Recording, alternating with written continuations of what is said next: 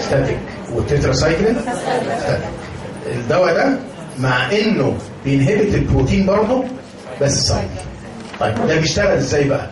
ده زي ما قلت لك كده عنده مشكله في الدخول جوه البكتيريا ان هو بولر قوي، فبيدخل عن طريق سبيسيفيك ترانسبورت سيستم في كارير هو اللي بيشيله. الكارير ده is oxygen dependent transport system. يعني الكارير ده ما يشتغلش ابدا غير لما يكون فيه اكسجين. لما يكون فيه اكسجين هو هيشيل الامينو جلايكوزايد ويدخله جوه البكتيريا. طب لو ما فيش اكسجين مش هيشتغل. امتى ما يبقاش فيه اكسجين؟ انيروبيك. تبقى غلطه فظيعه في الاورال، فظيعه والله، من الحاجات اللي هي بتترمي من فوق بقى، انك تقول الامينو جلايكوزايد انت مش فاكر مين ايروبيك ومين انيروبيك. انا معاك، من حقك ما تكونش فاكر، بس افتكر على الاقل ان الامينو جلايكوزايدز ما ينفعوش خالص في الانيروبيك انفكشن، لان هم عشان يدخلوا جوه البكتيريا محتاجين ترانسبورت سيستم، والترانسبورت سيستم ده ما بيشتغلش غير لما يكون فيه اكسجين. طيب دخلوا جوه البكتيريا عملوا ايه بقى؟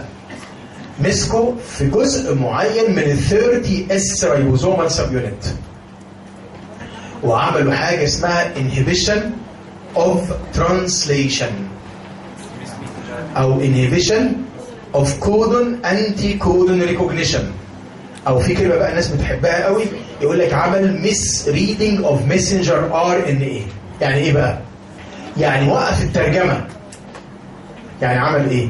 يعني خلى البكتيريا مش قادره تصنع بروتين، والحاجه اللي عايزك تعرفها لمعلوماتك انت بقى انه بيخلي البكتيريا غالبا تكون abnormal lethal بروتين. يعني كونت بروتين غريب وهو اللي بيموت البكتيريا. لانك لو اخدت بالك كل اللي وقف البروتين ما موتوش، صح؟ يعني الكلورامفينيكول والتتراسايكلين وهيجي بعد كده ان شاء الله الماكرولايدز، لما توقف البروتين فورميشن بيبقى ستاتيك غالبا. الوحيد اللي بيبقى سايدل هو ده الامينو جلايكوزايدز.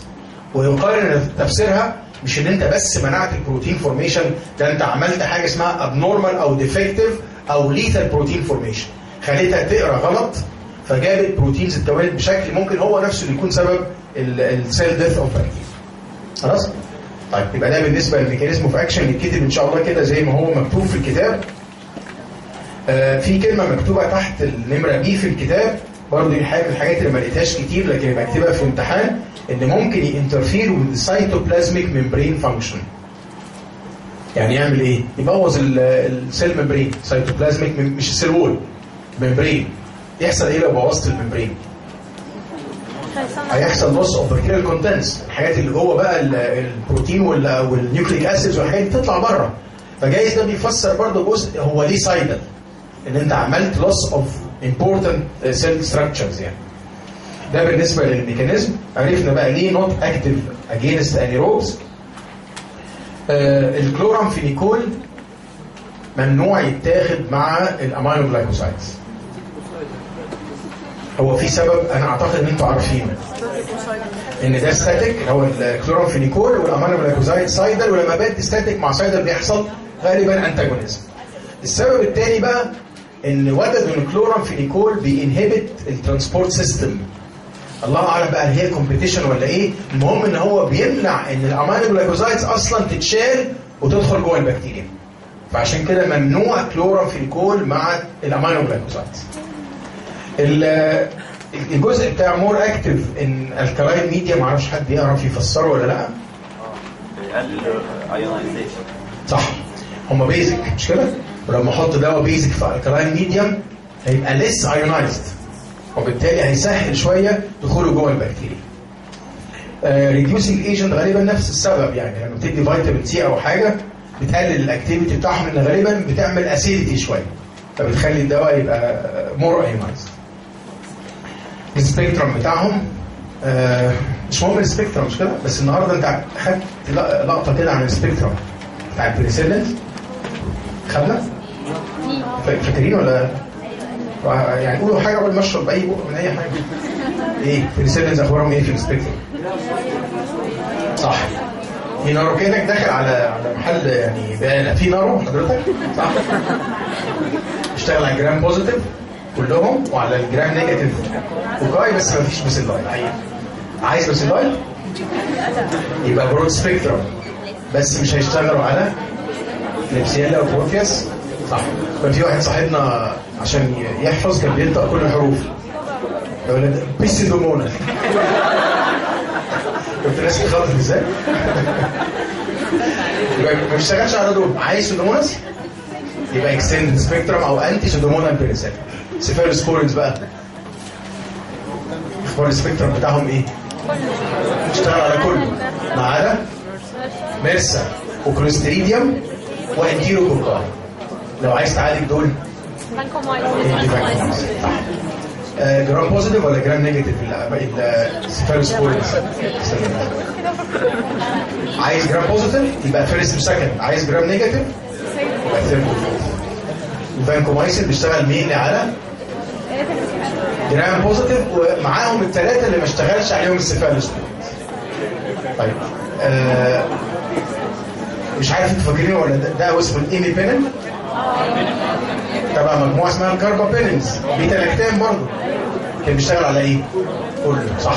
امال المونوباكتم اللي هو الاستيونام واحد بس، اي واحد بقى جرام نيجاتيف صح. التتراسايكلينز كل حاجه، كلورامفينيكول تقريبا كل حاجه، الاثنين دول برود سبيكترم. فاكرين العيوب بتاعت الادويه اللي قلناها دي؟ انا عايز اشرب مش عارف. لا بجد والله بسرعه كده فكرني بالبنسلين كان بيعمل مشاكل ايه؟ الرجي، وهتحكي شويه في الالرجي كويس؟ وبعدين الحاجه الغريبه بتاعت السيفلس دي جارش الريكسايد كويس؟ ويعمل دايريه سوبر انفكشن بقى والكلام الكبير ده، ويزود صوديوم وبوتاسيوم، ويعمل سيجرز لو جرعه كبيره او انترافيكال. والميثيسيلين يعمل نيفروتوكسيسيتي صح؟ برافو عليك. والكاربونيسيلين يعمل بليدنج بسبب بليتد ديسفانكشن. سيفالوسبورينز اهم حاجه نيفروتوكسيك والرجي. وبعدين نقول بقى دايسلفورام لايك اكشن ومش عارف الهايبوبروثرومبينيا والبليدنج. الفانكومايسين كان بيعمل مشاكل ايه؟ اوتو ونيفرو والرجل الاحمر المتوسط ريد مان سيندروم. طيب كلورامفينيكول سهل ده. جراي بيبي سيندروم، بون مارو ديبريشن عرفنا انواعها، والرجي مفيش الرجي بس هي ما عرفناش يعني. جي اي تي وسوبر انفكشن وهيباتيك ماكروزومال انزيم انهبيشن. تتراسايكلينز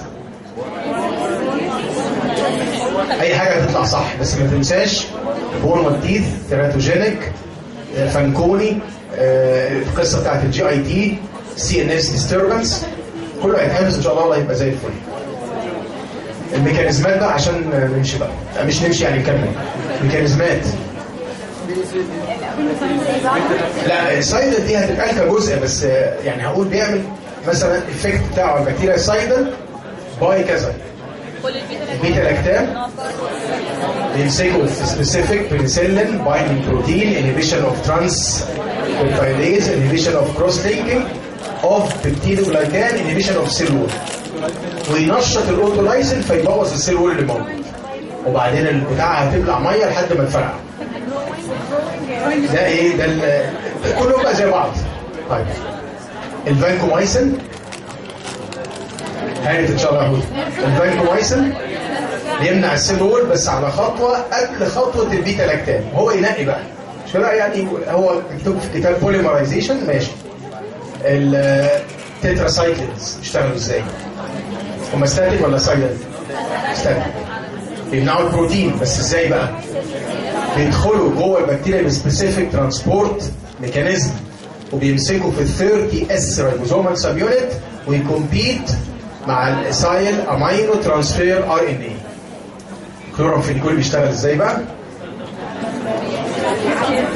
بيمسك في ال 50 اس رايبوزومال سب يونت يمنع خطوه اسمها ترانس بيبتايديشن. الله ينور عليكم. الامينو جلايكوزايدز بقى يا محمود انت واقف زغير لي كده من فوق. بيشتغلوا ازاي الامينو جلايكوزايدز؟ بيدخلوا باي سبيسيفيك ترانسبورت سيستم which is oxygen dependent ويمسكوا في ال 30 اس رايبوزومال سب يونت.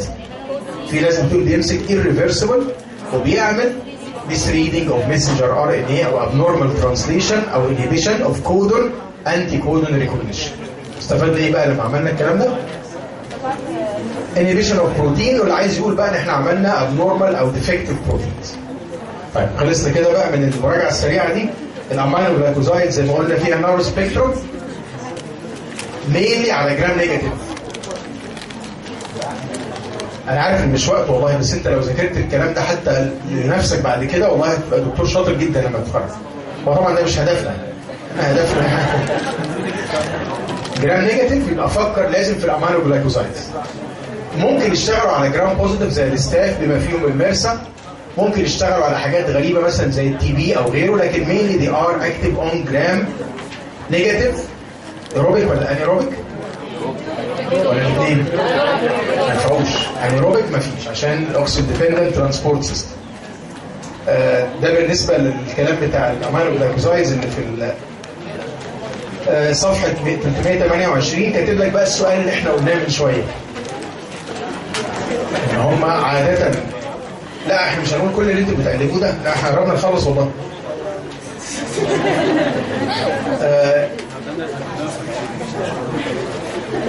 they are usually combined مع penicillins بالذات الاكستندد سبيكترم. واتفقنا ان هم الفكره اللي فيهم الكومباينيشن ده عشان الاثنين سايدا فيعملوا سينرجيزم، هكسر السيل وول فهسهل دخول الامينو جلايكوزايدز، وفي نفس الوقت ما ينفعش تاخدوا ان ذا سيم سيرنج عشان مشكله ده اسيدك وده بيز.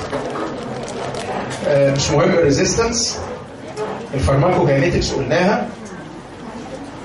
الرسمه بقى الغريبه دي اللي موجوده في الكتاب ده الدكتور عبد الفتاح مرعي بقى. هو انا اسالك سؤال بديهي كده، الادويه دي على فكره من الادويه اللي اتقال عليها توكسيك. كويس؟ الامينو جلايكوزايدز ار كونسيدرد توكسيك انتي بايوتكس. احسن لي ايه بقى؟ ان انا اخد 20 مللي جرام كل 8 ساعات، يعني 3 مرات في اليوم، يعني 60 مللي جرام في اليوم، مش كده؟ ولا اخد 40 مللي جرام كل 12 ساعة، يعني 80 مللي جرام في اليوم. يعني بالمنطق كده انهي فيهم اللي هيبقى مور توكسيك؟ ال 60 مللي جرام ولا ال 80 مللي جرام؟ 80 مش كده؟ طيب لقوا بقى ان في الامينو جلايكوزايدز العكس، ان التوكسيسيتي مش معتمدة على دوز بقدر ما هي معتمدة على انترفال. فلقوا ان انت لو اديت جرعة اكبر ووسعت الفترة الزمنية بتبقى مور اكتف وليس توكسيك. ايه تفسيرها ايه بقى؟ بسرعة برضو. اي دواء لما بتاخده ليه مستوى اعلى في البلد ده اسمه البيك، سهلة مش كده؟ القيمة بتاعت الدواء. وبعدين بيفضل يقل لحد ما يوصل لاقل مستوى، ده يسموه تراف. تراف TROUGH. كويس؟ البيك هو اللي بيحدد الاكتيفيتي بتاعت الانتي بايوتيك، والتراف هو اللي بيحدد التوكسيسيتي. بمعنى ايه بقى؟ the higher the peak، كمل انت بقى. the higher the peak the more active، صح؟ الانتي بايوتيك يبقى more active. the lower the trough the safer the drug، صح؟ كل ما كان التراف قليل يبقى الدواء سيف. فلو كده بقى لما ادي انتي بايوتيك كل 8 ساعات، البيك بجرعه اللي جبنا عليها 20 دي، البيك مش هيبقى عالي قوي والتراف هيبقى عالي، لان انت عقبال ما توصل لتحت كده هتروح مدي جرعه كمان فيبقى التراف عالي شويه. لو اديت كل 12 ساعه، اديت جرعه اكبر كل 12 ساعه، بقى البيك اعلى، مش كده؟ وبعدين خلال 12 ساعه ده هيقل قوي، هيوصل للتراف قليل قوي. فهمناها؟ يبقى خلي بالك من القاعده دي بقى ان شاء الله، هي غالبا هتبقى في الشفوي والكلام ده، او يعني حاجه بقى في وسط الاسئله الام سي كيو. يبقى الامينو جلايكوزايدز ما بنظبطش دوز بقدر ما بنظبط انترفال، عشان القاعده دي جرعه كبيره يبقى هاير تراف هاير بيك وده مور اكتف، وانترفال بعيد عن بعض شويه يبقى اللور تراف ده مور سيف. هي الحسبه ما اعتقدش انها علينا، بس هو الموجود عندنا في الكتاب لو قريت كده نمره 5 ان هو بينزل في اليورين unchanged by active filtrate by passive filtration وadjusted dose، وكاتب الطريقه العاديه ان احنا بنadjust الدوز على حسب الكدني فانكشن اللي هي الجرعه السيرم كرياتينين ده، اللي هي المعادله بتاعت الادجستد دوز تساوي النورمال دوز على سيرم كرياتينين بتاع العيان. تعرف كرياتينين كام اصلا؟ اعتبره 1، سيرم كرياتينين ده اعتبره 1، هو من 0.1 ل 1 مش كده؟ فاعتبر 1. يبقى انا لو عندي الكرياتينين بتاعي 2 اخد جرعه قد ايه؟ يعني لو الطبيعي بياخد 20 مللي كويس؟ اللي هو الكرياتينين بتاع 1 ده. لو انا عندي سيرم كرياتينين الكدني بتاعتي مش حلوه فالسيرم كرياتينين 2 هاخد النص مش كده؟ هاخد نص هقسم ال 20 على 2. طيب الطريقه دي كويسه بس مش هي الادق. الادق بقى ان انا ادجست مش الدوز ادجست الانترفالز اللي هي المعادله الثانيه بقى اللي هو مكتوب عندنا better maintain the dose but prolong the intervals. الادجستد انترفال بدل ما ادي كل 8 ساعات اعمل ايه بقى؟ اروح ضارب السيرم كرياتينين بتاع العيان في 8. اشمعنى 8؟ 8 ساعات دي اللي هي الانترفال العاديه بتاعت اي عيان. طب افترض معاك كده السيرم كرياتينين بتاعي 2 باخد الدواء كل قد ايه؟ كام يا حود؟ العادي بياخد كل 8 مش كده؟ اللي هو السيرم كرياتينين بتاعه 1 بياخد كل 8 ساعات. لو انا كدني بايظه والسيرم كرياتينين بتاعي 2 يبقى هعمل ايه؟ هضرب 2 في 8 يبقى هاخد الدواء كل قد ايه؟ كل 16 ساعه. ودي اقيم كتير قوي هاير بيك ولور ترف. يبقى انا ضمنت دواء يشتغل كويس من غير ما يعمل مشكله توكسيك افكت. انا عارف الكلام ده يمكن يعني انا بس والله عشان ما بحبش تبقوا مش فاهمين لكن عاده مش هيتسال فيه يعني ده جزء تبع الكاينetics يعني. طب نيجي بقى للحفظ بقى والكلام الجميل بقى التوكسيسيتي بتاعت الامينو جلايكوزايدز. الاوتو توكسيسيتي. وخلي بالك بقى لما تكتب في الامتحان ان شاء الله برضه في حاجه عايز اقولها لكم مهمه قوي. اعمل حسابك في الامتحان على الوقت. امتحان الفارما ان شاء الله في النظري مش هتلاقي فيه مفاجآت. هي مفاجآت في الورقه الثانيه ان شاء الله مخبيناها لك يعني. لكن الورقه الاولى صعب قوي قوي يكون عندك يعني مالكش حجه. انت عارف الادويه اللي عليك وعارف نظام الاسئله ازاي فمفيش مفاجآت. الا اذا كنت عايز تفاجئ نفسك يعني قصه ثانيه يعني. اعمل حسابك بقى على الوقت. يعني 8 اسئله في ساعتين. فلازم تعمل ان اللي بيحصل فعلا الناس بتكتب بزياده وتقعد بقى تستعرض وتعمل وتخطط وتلون وتعمل وبعدين يلاقي نفسه اخر سؤال بيلم الورقه.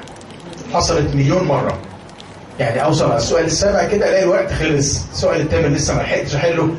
ادي كل سؤال يعني قسمهم بقى. يعني هم ساعتين يعني 120 دقيقه على 8 احسبها بقى. كل سؤال ياخد له 12 دقيقه كده ولا ربع ساعه وخلي شويه وقت ضايع برضه وجاوب على قد السؤال. يعني جاوب لو هي انيوميريت يبقى انيوميريت. واخد بالك لو هي مطلوب فاكتورز معينه اكتبها بس ما تزودش من عندك. يعني خلي بالك من موضوع الوقت ده لانه فعلا بيفرق يعني. طيب في الامتحان بقى ما ينفعش اكتب اوتو توكسيسيتي وامشي. لازم اقول الكلمتين اللي تحت دول. هو ليه الدواء ده اوتو توكسيك؟ غالبا عشان بيتركز في الاندوليمف والبيريليمف بتاع الانر اير. هيعمل ايه بقى اعراض؟ والله لو اثر على الجزء اللي هو مسؤول عن السمع بتاع الايث كرينيال نيرف عمل ديفرنس. لو اثر على الفيستيبولار ديفيجن يبقى عمل فيرتايجو او عمل ديس ايكوليبريم. احتمالات بقى ان يبقى اوتو توكسيك هي على فكره ايريفرسبل زي ما قلنا ده نيرف دامج فصعب يتصلح. احتمالات ان يبقى اوتو توكسيك هتزيد في ناس معينه. زي ايه بقى؟ اللي عنده رينال امبيرمنت. ولا مش هيفرق؟ صح. الدواء ده بينزل عن طريق الكدني. لو انت ما ظبطتش الجرعه بتاعتك على حسب الكدني فانكشن الدواء ده يعلى ويعمل توكسيك افكت. الاولد ايج اشمعنى؟ لا عشان الكدني فانكشن بتقل مع الايج فمتوقع برضه يحصل معاه اكيوميليشن شويه. لو انت بتاخد في نفس الوقت اذر اوتو توكسيك دراج يعني كاتب امينو جلايكوزايدز ومتوصي بقى بالعيان ورحت كاتب معاه فانكومايسين او رحت كاتب معاه فوزامايد لاي سبب او كتبت معاه ادويه مش علينا قوي. اظن مكتوب في الكتاب الكلوروكوين ومش عليك. الكلوروكوين ده انتي مالاريال وليه انتي انفلاماتوري افكت. الساليسيليتس بالمناسبه معرفش ذاكرتوها ولا لا. هي الاسبرين والمجموعه دي مش قادر اقول انها اوتو توكسيك لانها ما بتعملش مشكله الا اذا دخلنا في حاله اسمها ساليسيليزم لو فاكرينها. جرعات كبيره بقى فتره طويله وبدا يحصل مشكله التينيتس وما خدناش بالنا فالعيان كمل بالجرعه العاليه. ساعتها يبقى اوتو توكسيك. لكن في العادي الاسبرين طبعا ما هوش من الادويه العادي كده اتقال عليه اوتو توكسيك. يبقى ده الناس اللي محتمل يحصل عندهم الاوتوتوكسيسيتي. لو هدي الدواء ده فتره طويله هيعمل العيان حاجه اسمها اوديوجرام، يعني يروح كده عند دكاتره التخاطب والانف والاذن يعمل مقياس للسمع. النقطه نمره 2 نيفروتوكسيك، برضه عشان بيتركز غالبا في المكان اللي سميناه الرينال كورتكس، ده احتمال يكون ده سبب النيفروتوكسيسيتي. النيفروتوكسيسيتي بيقال انها ريفرسبل، ودي ميزه مهمه يعني. هتبقى احتمالاتها اعلى with other nephrotoxic drug، يعني امينو جلايكوزايد مع سيفالوسبورين مثلا، او امينو جلايكوزايد مع دواء اسمه انفوتيريسين، دواء انتي فانجل مشهور. وبرضه مكتوب اظن الفروزامايد لنفس السبب، انت ما اديتش نيفروتوكسيك دراج بس اديت دواء زود الرينال بلاد فلو وزود تركيز الامينو جلايكوزايد في الكدني تيشو. يا ريت بقى انت من عندك كده تزود زي ما عملت اوديوجرام فوق، تعمل ايه تحت؟ لو هستعمل الدواء فتره طويله اعمل فريكوينت كدني فانكشن، صح؟ كدني فانكشن تيست، قيس كده باستمرار اليوريا والكرياتينين والكلام ده. الجزء بتاع السكيليتال ماسل ريلاكسيشن، الدواء ده على فكره العيان ياخده يقول لك انا حاسس ان جسمي همدان مش قادر اعمل مجهود بدني. هي ليها تفسيرين وغالبا الاثنين صح. انتوا فاكرين السكيليتال ماسل لا سمح الله يعني بتشتغل ازاي؟ ايوه، يعني بيبقى في حاجه اسمها سوماتيك نيرف كده، مش كده؟ بيطلع حاجه اسمها اسيتايل كولين، فيمسك في ريسبتور هنا اسمه نيكوتينيك او اسمه ان ام، فيدخل صوديوم فالعضله تبقى ديبولارايزد فيطلع الكالسيوم فيحصل كونتراكشن. طيب الامينو جلايكوزايدز بتقلل السكيليتال ماسل اكتيفيتي بطريقتين، بتمنع الريليز بتاع الاسيتايل كولين من السوماتيك نيرف، وبيقال انها بتشتغل زي الكوراري. الكوراري ده كان ايه في الطب بقى؟ ودواء انتهى يعني. كومبيتيتيف نيورو ماسكولار بلوكر، يعني بيقفل الريسبتور ده فبيمنع شغل الاسيتايل كولين. امال ايه كلمه كومبيتيتيف دي؟ بالظبط، لو كترت اسيتايل كولين هيطرد الكوراري. ازاي اكتر اسيتايل كولين؟ ينفع احقن اسيتايل كولين؟ ما بيلحقش، ادي انتي كولين ستيج. فاكرين بقى النيوستجمين والهيدروفونيوم والحاجات العجيبه دي؟ طيب فاكرين عيان عنده مايثينيا؟ كان عنده مشكله هنا، عنده حاجه الاوتو اميون ديس اوردر ده كانه مقفول الريسبتور ده ما بيقدرش يعمل سكيليتال ماسل اكتيفيتي. طيب يبقى كل الناس غالبا هتشتكي من حكايه السكيليتال ماسل ويكنس لو اخذت امينو جلايكوزايدز، بس هتبقى مشكله كبيره لو عين مايثينيك انه اوريدي عنده مشكله في الكونتراكشن. ازاي اصلح المشكله دي؟ ازاي اعالج مشكله السكيليتال ماسل ريلاكسيشن دي؟ صح، هديله حاجه انتي كولين ستريس، اديله نيوستجمين او اديله دواء اسمه ادروفونيوم لو فاكرين. كان زمان بقى لما كانوا بيعالجوا التي بي بالستريبتومايسين هو دوره قل شويه. ستريبتومايسين واحد من المجموعه دي ما بقاش مهم قوي في التي بي عشان الريزيستنس غالبا ما عادش بيجيب نتيجه يعني. كانوا زمان يعالجوا العيان ده يحقنوه انترا بلورال ستريبتومايسين لو عنده بالمونري تي بي، او يحقنوه انترا بيريتونيال لو عنده بيريتونيال تي بي. يحصل ايه بقى لو الدواء ده كده اتسرسب ووصل للانتركوستال نيرفز او للفرينيك نيرف اللي هي الاعصاب المسؤوله عن الريسبيريشن، ريسبيراتوري ماسلز، يحصل باراليسيس. ده بقى العيان اللي كان بيبقى مشكله، ده العيان اللي كان لازم يتعمل له فنتيليشن، حط على جهاز تنفس صناعي ونديله ادروفونيوم او نيوستجمين وبنديله كالسيوم كمان، نديله حاجه اسمها كالسيوم جلوكونيت. تفتكر ايه فكره الكالسيوم؟ كونتراكشن يوقفها؟ كونتراكشن؟ لا العضلات الاراديه مش معتمده على كالسيوم من بره، مش كده؟ يعني بتخزن جواها كالسيوم. برافو عليك. يحاول يزود الريليز اوف اسيتايل كولين، يزود الاكسوسايتوزس ده. ما هي المشكله ان الدواء ده مش بس قافل الريسبتور، ده الدواء كمان مخلي الاسيتايل كولين مش عارف يطلع، فبندي الكالسيوم ده عشان يستيميليت شويه الريليز اوف اسيتايل كولين. لو حصل بقى يعني ماسكرينيك اكشنز مش مطلوبه ندي اتروبين، صح؟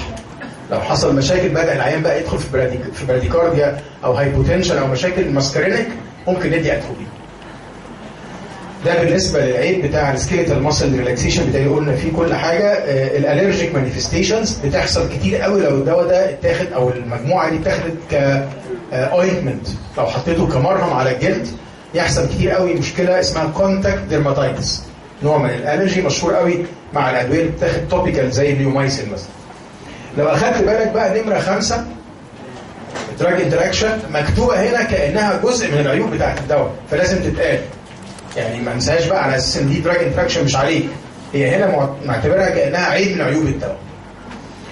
في حاجات الحقيقه متوقعه او تقريبا كله متوقع، يعني الامينو جلايكوزايد لو اخذناها مع اذر نيفروتوكسيك دراجز يزيد احتمالات النيفروتوكسيسيتي.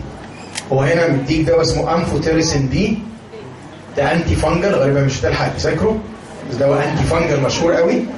البوليميكسل ده انتي بايوتيك بيشتغل على السيل ممبرين، مش مهم برضو قوي يعني. مهم بقى السيفالوسبورينز عرفناها دي، والفوزامايد عرفنا ايه المشكله فيه. ما ينفعش اديه مع اذر اوتوتوكسيك، وهو قايل لي برضو الامثله كلوروكوين واللوب دايوريتكس والاسبرين او الساليسيلينز. لو اخدتهم مع كوراري تبقى مشكله، مش كده؟ لو اخدتهم مع نيورو ماسكولار بلوكر هتزيد الاكشن بتاعه، لان هو نفسه بيشتغل كانه نيورو ماسكولار بلوكر، يزود قوي السكيليتال ماسل ويكنس. مع البنسلين عرفناها بقى مليون مره المزايا اللي فيه، وممنوع يبقوا مع بعض في نفس الكونتينر. وفكرك بقى بكلورامفينيكول ان هو بيقلل الابتيك. ليه بيقلل كلورامفينيكول؟ بيقلل الابتيك اوف امينو جلايكوزايدز عشان بيقلل الاكتيفيتي بتاعت الترانسبورت سيستم ده، يعني سواء بقى بكومبيتيشن او غيره، ان هو بيقلل وصول الامينو جلايكوزايد جوه البكتيريا. البريباريشنز واليوزز، يعني انا خايف اقول لك مش علينا، بس على الاقل نبقى عارفين الاسامي عشان مالتيبل تشويس. وخلي بالك مشكله المالتيبل تشويس ده لما يجي لك دواء اخره مايسن، يعني هو سلن هتيجي من البركه بقى على الاقل ان هو ايه؟ بنسلن، وربك يحلها بقى بعد كده يطلع بقى نارو برود بيتا لاكتامين، يعني ان شاء الله هتتدبر يعني. سيف سهله دي، على الاقل عرفنا ان هو سيفالوسبورين، يعني ماشي الحال. المايسن بقى ده اللي مشكله، لان احنا عندنا الفانكومايسن ده لوحده، مش كده؟ وعندنا العيله دي كلها اخرها مايسن، وعندنا الماكرولايز اخرهم مايسن، وعندنا ادويه يمكن بس مش علينا بقى برضه اخرها مايسن، فلازم نحفظهم، يعني لازم ابقى عارف ان الاسامي دي تبع مجموعه الامينو جلايكوزايدز مش ماكرولايز مثلا. طبعا اشهرهم بقى تاريخيا الستريبتومايسن. الستريبتومايسن ده زيه زي الباقيين، ما بيتاخدش اورال الا في حاله واحده. ستريبتومايسن ده ما نوت ابزوربد اورال، بس هاخده اورال امتى؟ لو عايز اعالج لوكال جي اي تي انفكشن، انترايتس او غيره. الستريبتومايسن زي ما قلت لك كان مشهور زمان قوي في علاج التي بي، ما بقاش يعني ليه قيمه كبيره، وبيعالج بقى حاجات كده غريبه شويه، التوليريميا ومش عارف البليك وحاجات بقى كبر مخك يعني.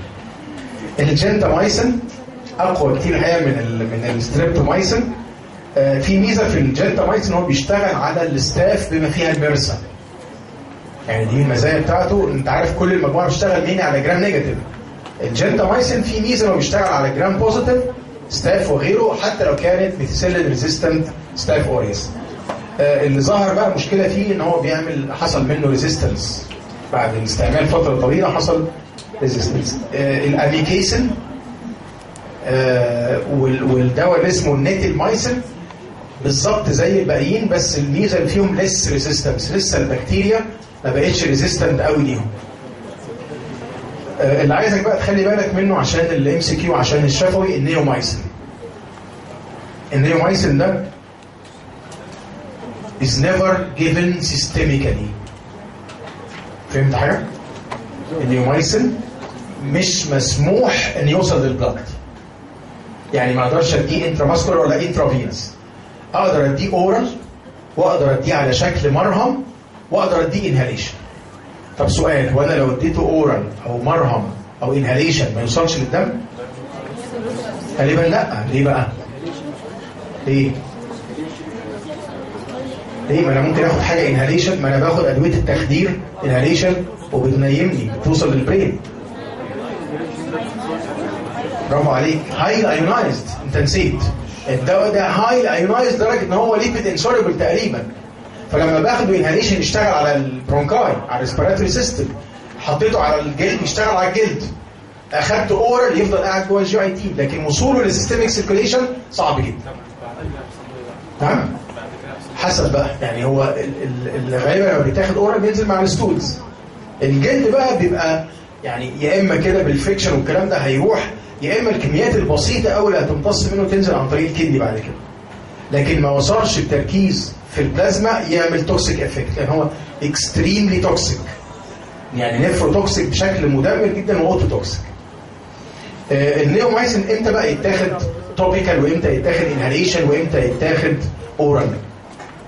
توبيكال لو انا عايز اعالج سكين انفكشن، صح؟ مرهم على الجلد. انهاليشن لو انا عايز اعالج ريسبيراتوري تراكت انفكشن. السؤال بقى امتى اخده اورال؟ عشان اعالج انترايتس او عشان اعمل حاجه اسمها باول ستيريلايزيشن. انا ما اعرفش حاجه اذا كانت مكتوبه في الكتاب ولا لا، بس الناس اللي بيعملوا عمليات على الجي اي تي بخاف قوي بعد العمليه او اندوسكوبي او غيره، بخاف ان يحصل انفكشن في الجي اي تي، فبعقم القولون، بدي حاجه تبقى انتي بايوتيك انه بروفيلاكتيك عشان ما يحصلش بوست سيرجيكال انفكشن. كانوا زمان بياخدوه في الناس اللي عندهم كوليسترول عالي. كانت فكرته ان انا لما باخده اورال بيمسك مع البايل سولز، فالبايل سولز تفقد في الستولز. انتوا عارفين قصه البايل سولز؟ جايه من كوليسترول بكميات صغيره جدا وتفضل طول اليوم تلف انتيرو هيباتيك، فما بحتاجش اصنع بايل سولز كتيره، هي بتقعد تحصل لها انتيرو هيباتيك سيركيوليشن تكفي اليوم كله. لو انا اديت نيومايسين ومسك مع البايل سولز هتفقد الستولز، فيضطر الليفر يعمل ايه؟ يصنع بايل سولز من كوليسترول، يبدا ياخد كوليسترول من البلاد ويصنع بايل سولز. فعشان كده كان بيتاخد زمان في علاج الهايبر كوليسترول. من ضمن الاستعمالات انا ما اعرفش برضه الحقيقه مكتوبه ولا لا، بيتاخد في الناس اللي عندهم هيباتيك كوما. الناس اللي عندهم هيباتيك كوما مشكلتهم ايه الهيباتيك كوما؟ صح، انت عارف ان في الكولون في عندنا امونيا بروديوسينج بكتيريا، مش كده؟ الامونيا دي بتروح على الليفر، لو الليفر سليم هيحولها لايه؟ يوريا، ولو الكدني سليمه اليوريا هتنزل في اليورين، فما فيش اي مشكله. لو انا عندي ليفر امبيرمنت، الامونيا اللي جايه من البكتيريا دي مش هعرف احولها ليوريا، فتبدا تعلى وتوصل للبرين وتعمل بقى مشكله الامونيا انسيفالوباثي المشهور. ايه فكره النيومايسين؟ يموت الفلورا اللي بتصنع الامونيا، صح؟ طبعا بناخد معاه دواء اسمه لاكتيروز، هفكركم بيه ان شاء الله لو اخذنا جي اي تي، بس افتكر فكره الدواء ده انه يقلل الفلورا او يقلل البكتيريا المسؤوله عن الامونيا برودكشن. ده بالنسبه للنيومايسين. الكانامايسين شبهه بالظبط، التوبرامايسين ما فيهوش حاجه مهمه.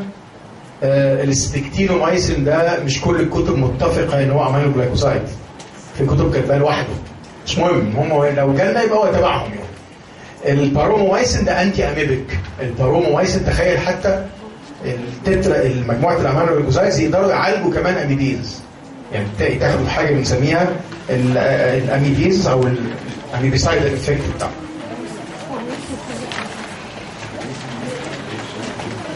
خلاص احنا قربنا خالص خالص يعني، سبحان الله والله الوقت عدى بسرعه. ماكرولايدز مش مهم جرعات على فكره في الامتحان النظري، مش فيش جرعات خالص عليكم، واعتقد حتى ولا في الكلينيكال. هو بس الامتحان الروشتات اللذيذ ده ما كانش ليه اي داعي. احنا عندنا في مجموعه الماكرولايدز 3 اسامي. اول واحد ظهر اقدم واحد فيهم اسمه اريثرومايسين، وبعدين ظهر واحد بعد كده بقى اجدد شويه اسمه كلاريثرومايسين، وبعدين ازيثرومايسين. هم الثلاثه دول اللي موجودين النهارده تحت عنوان الماكرولايدز. فروق بينهم قليله، لو جت يعني حاجه اقول لكم الفرق بينهم، بس احنا بنعتبرهم كانهم وان جروب يعني. الاريثرومايسين قبل ما نتكلم على النقط المهمه اللي فيه، هو لو اتاخد اورالي لوحده هيبقى اسيد سنسيتيف، يتكسر بالاتش سي ال. ففكروا يحطوا عليه مجموعه كيميائيه اسمها الاستيوليت. حطوا على الاريثرومايسين كيميكال جروب كده اسمها الاستيوليت. الاستيوليت دي خلت الدواء اسيد ريزيستنت فاقدر اخده اورال. انا بقول لك ليه بس فكره الاستيوليت دي. كمان شويه هنلاقي في الاعراض الجانبيه بتاعت الدواء ده انه بيعمل هيباتيتس وجوندس. واتضح ان سبب الهيباتيتس والجوندس مش الاريثرومايسين نفسه، الاستيوليت اللي اتحطت عليه. فكأن الاستيوليت دي بقى فيها ميزه انه ممكن يبقى ابزوربد اورالي، بس عرضت العيان لسايد افكت مشهور قوي اسمه الكوليستاتيك جوندس وهيباتيتس. الدواء ده ديستريبيوتد في كل مكان، ما بيعديش قوي البلاد برين بارير، مش مهم في علاج المننجايتس، ملوش قيمه. بيعدي البلاسينتا ولكنه سيف انتي بايوتيك. بقى كام دواء سيف بقى؟ البيتا لاكتام كلهم سيف، وده صح اللي في النص كله كان فيه مشاكل. الامينو جلايكوزايز، كلورامفينيكول، تتراسايكل، حتى الفانكومايسين، يبقى هم الاثنين دول لحد دلوقتي هم ذا سيفست انتي بايوتكس. الفيت بتاعهم معتمد اساسا على ميتابوليزم باي ذا ليفر. هيباتيك مايكروزومال انزيمز بيحصل لهم ميتابوليزم باي ذا ليفر وينزلوا في اليورين على شكل ان اكتيف ميتابولايت. وهم نفسهم او الاريثرومايسين تحديدا هيباتيك مايكروزومال انزيم انهبيتور. مين فاكر الثلاث معلومات دول اتقالوا في انهي دواء؟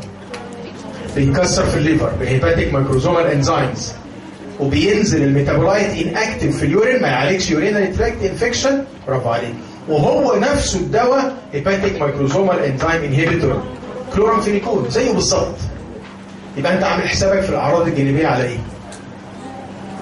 الدواء ده هيباتيك مايكروزومال انزيم انهبيتور، يبقى انت عامل حسابك على ايه؟ مع ثيوفيلين وورفرين وفينيتوين ومش عارف ايه. خلي بالك من الجرعه لانه يعني ممكن يعمل توكسيك افكت ساعتها.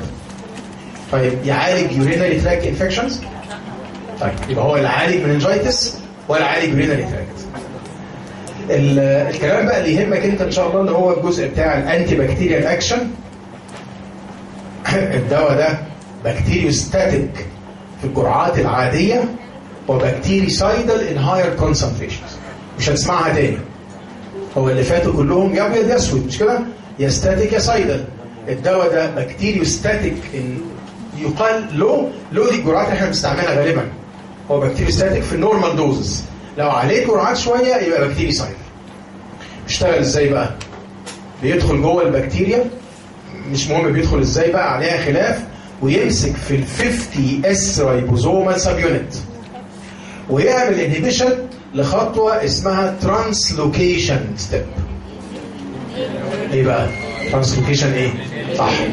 جالي امينو اسيد جديد مسك في الاي سايت، عايزين نروح نجيبه.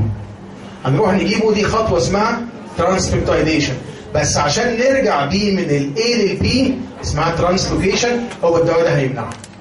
كويس؟ يبقى هو انهبيشن اوف بروتين باي بايندنج لل 50 اس رايبوزومال سب يونت، وبيمنع بالتحديد خطوه اللي بنسميها الترانسلوكيشن ستيب. كتاب القسم كاتب كلمه على فكره في ناس بتهتم بيها قوي، انه ماسك irreversible. وده اللي بيفسر يمكن يفسر ليه في الجرعات الكبيره هيبقى سايدل، انه بيوقف تماما البروتين فورميشن. الكتاب برضو كاتب جمله ان هو بيشتغل او بيمسك في نفس المكان اللي بيمسك فيه other antibiotics.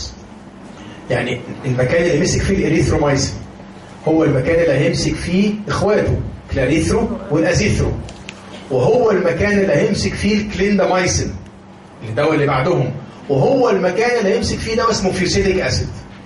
كلهم بيمسكوا في نفس الجزء من 50 اس رايبوزومال سب يونت. فرقت معانا ايه بقى؟ يعني انت استفدت ايه من المعلومه دي؟ يمشوا مع بعض، هيحصل بينهم نوع من الكومبيتيشن يقولوا عليه ميوتشوال انتاجونيزم، يبتدوا يتنافسوا مع بعض على المكان اللي هيمسكوا فيه. فما استفدناش حاجه، بالعكس احنا ممكن نقلل الاكتيفيتي بتاعهم لو اديناهم مع بعض. يبقى ده ان شاء الله هيتقال في الكتاب في المذاكره كده او في الامتحان ان شاء الله. السلكتيفيتي مش مهم قوي، الرايبوزومز بتاعت البني ادم مختلفه عن بتاعت البكتيريا. ريزيستنس كلام قديم.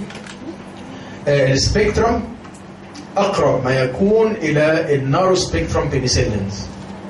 الاريثرومايسين ده قريب قوي قوي من النارو سبيكترم بينيسيلينز. هو بيشتغل مينلي على الجرام بوزيتيف كلها وعلى الجرام نيجاتيف اوكاي، لكن ملوش قوي في الجرام نيجاتيف باسيلاي. الزياده بقى عن البينيسيلين انه بيشتغل على الكلاميديا وبيشتغل على المايكوبلازما.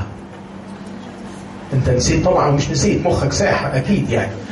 اللي بيشتغل كويس قوي على الكلاميديا والمايكوبلازما كان التتراسايكل، وده زيه اشتغل كويس قوي قوي على الكلاميديا وعلى المايكوبلازما. السؤال بقى عشان الشفوي، امتى ادي، هو على فكره التتراسايكل اقوى، بس امتى افضل اريثرومايسين عن التتراسايكل؟ برافو عليك. لو بريجنانسي او تشيلدرن او لاكتيشن، صح؟ لان التتراسايكل يعمل مشاكل في دول، لكن الاريثرومايسين ما عندوش مشكله. ما فيش مشكله في الحمل، ما فيش مشكله في النمو بتاع العظم والسنان، فساعتها يبقى الاريثرومايسين احسن. لكن ان جنرال كده التتراسايكلين هم دراجز اوف تشويس في الكلاميديا والمايكوبلازما. طبعا لما كان في ديفتيريا زمان كان ده احسن علاج ليها، ما عادتش موجوده طبعا عشان التطعيم اللي موجود. الاكشن اللي مكتوب عندنا لوحده كده بروكاينيتيك افكت. فاكرين حاجه في الفسيولوجي اسمها الموتيلين ريسبتورز؟ كان في حاجه كده من الحاجات اللي زي لوكال هرمون كده، او كان في موتيلين ده ليه سبيسيفيك ريسبتور على السموث ماسل، كان بيزود قوي التون والموتيليتي. وده برضو اللي بيفسر ليه الاريثرومايسين ممكن يعمل مغص فظيع ويعمل ضياريه رهيبه. مش بقى ضياريه عشان سوبر انفكشن والكلام ده، غالبا الوجع الجامد قوي يعمل ايبيجاستريك بين، يعمل وجع في فم المعده كده، حاجه يعني كانها بتعصر المعده، ويعمل كوليكس ودايريه جامده قوي. غالبا سببها كده ان هو نفسه كان ستيميوليت الموتيلين ريسبتورز، فيبدا ينشط قوي الاكشن بتاع الجي اي دي. تعرفين كلمه بروكاينيتيك دي معناها ايه؟ فاكرين بقى الميتوكلوبراميد والدومبيريدون والاسامي العجيبه دي؟ هو معناها ان هو بيزود التون بتاع اللور اوسوفاجيال سفنكتر، وبيزود الجاستريك امتينج، يعني يخلي المعده تفضي اللي جواها بسرعه. ده معنى كلمه بروكاينيتيك. هنا طبعا تفسيرها ان هو بيشتغل على سبيسيفيك موتيلين ريسبتورز. الاستعمالات بقى احنا تقريبا قلناها، ريسبيراتوري وديفتيريا ومش عارف كلاميديا ومايكوبلازما وكلام الفرق ده كله. الادفيرس افكت سهله قوي قوي. انا كنت حكيت لهم السنه اللي فاتت اول اريثرومايسين اللي انا كتبته اول ما اتخرجت وما كتبتوش تاني.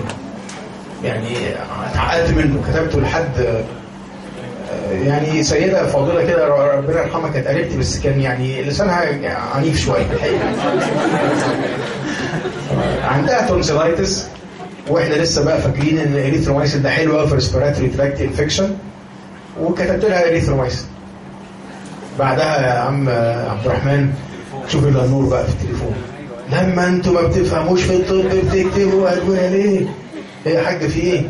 بطني وكنت هموت ومغص ومش عارف ايه وبتاع وحرام عليك طبعا ماشي يعني خلاص يعني حصل خير وده من الدواء. هو بقى الواحد زمان وهو لسه يعني طفل كده غريب لسه متخرج بيبقى حاسس ان كل غلطات انت السبب فيها، يعني مش قادر تقول والله ده سايد افكت من الدواء، لا ده انت اللي قصدي يعني انت اللي مش فاهم يعني. لما تكبر شويه بيبقى كل الناس غلط ما عدا انت، يعني الموضوع بيتغير بقى، يعني احنا صح بس العين هو اللي غلط والدواء اللي غلط والبلد غلط بس احنا صح يعني. فانا اتخذت الحقيقه يعني الاريثرومايسين ده عمل لي كومبلكس، من يومها بطلت خالص اكتب الاريثرومايسين ده، لانه فعلا بيعمل مشكله جي اي تي، بس طبعا مش لدرجه بقى انتوا ما تفهموش يعني كنا عديناها يعني، لسه عايزين ناخد ثقه في نفسنا شويه ما